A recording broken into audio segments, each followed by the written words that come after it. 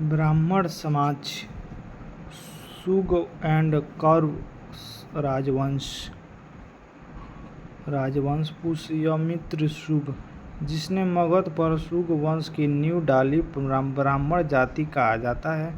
शुंग शासकों ने अपनी राजधानी विदिशा में स्थापित की। इंडो-यूनानी शासक मिंडार को पुष्यमित्र शुंग ने पराजित किया।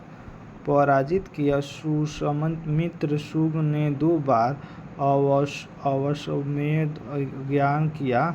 इनके लिए पतंजलि ने अश्वमेध यज्ञ कराया। भरहुत स्तूप के निर्माण पुष्यमित्र शुंग ने कराया। शुंग वंश के अंतिम शासक देवभूत था। इसकी हत्या 77 ईस्वी पूर्व में वासुदेव ने कर दी और मगध की गद्दी पर कण्व वंश की स्थापना की। कण्व वंश के अंतिम राजा सूरमा हुआ। सातवाहन राजवंश, सुमुख ने 60 ईसा पूर्व में सूरमा की हत्या कर दी। सातवाहन वंश की स्थापना की। सातवाहन आंध्र वंश शासकों ने अपनी राजधानी प्रतिष्ठान गोदावरी नदी के किनारे में स्थित की। प्रतिष्ठान महाराष्ट्र के औरंगाबाद जिले में स्थित है। सातवाहन वंश के प्रमुख शासक के सुमुख, सातकर्णी, गौतमिपुत्र, सातकर्णी, वसिष्ठिपुत्र, पुलिमावी तथा अगस्त्य। सातकर्णी ने 2 अश्वमेध तथा 1 राजसूय यज्ञ किया। सातवाहन शासकों के समय के प्रसिद्ध साहित्यकार हाल एंड गुणाढ्य थे। हाल ने गायास्पत्य सती तथा गुणाढ्य ने बृहत्कथा नामक पुस्तक की रचना की। सातवाहन ने चांदी, तांबे, सीसा, सर्वाधिक प्रोटीन और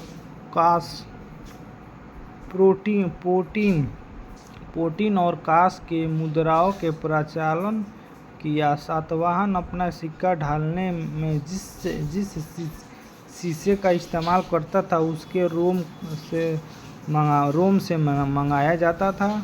ब्राह्मणों के भूमि अनुदान देने की प्रथा के आरंभ सातवाहन शासकों ने ही सर्वप्रथम किया। भूमिदान का सर्वप्राचीन पुरालेखित प्रमाण शताब्दी पूर्व के सातवाहन के नाना घाट के अभिलेख में मिलता है, जिसे अश्वमेध यज्ञ में एक गांव देने का उल्लेख है। सातवाहन की राज्य की भाषा प्राकृत एंड लिपि ब्राह्मी थी। सातवाहनों में हमें मातृत्वात्मक ढांचे के आभास मिलता है। उनके राजाओं के नाम उनकी माताओं के नाम पर रखने की प्रथा थी, जैसे गौतमीपुत्र, वसिष्ठिपुत्र आदि। लेकिन सातवाहन राजकुमार पितृतंत्रात्मक था, क्योंकि राज सिंहासन का उत्तराधिकारी पुत्र ही होता है। सातवाहन शासकों के ग्रामीण क्षेत्र के प्रशासन के काम गौलिमिक के सौंपा। गौलिमिक एक सैनिक टुकड़ी का प्रधान होता था, जिसके 9 रथ, 9 हाथी, 5 घोड़े और 45 पैदल सैनिक होते थे। सातवाहनों के महत्वपूर्ण कृतियाँ हैं। काल का चैत्य, अजंता एंड एलोरा की गुफाओं के निर्माण एंड अमरावती कला का विकास, सातकर्णी एंड अन्य सभी सातवाहन शासकों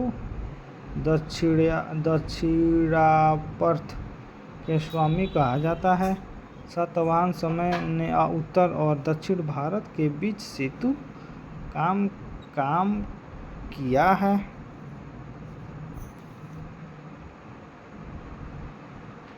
चौदी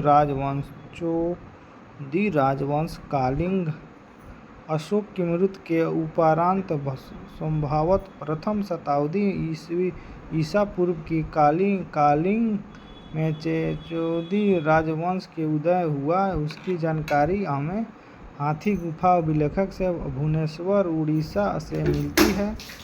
खारवेल इस वंश के एक प्रतापी राजा था। खारवेल जैन धर्म का अनुयायी था और उसने जैन मुनियों के लिए उदयगिरी की पहाड़ी से गुफा से निर्माण करवाया था। ये हो गया।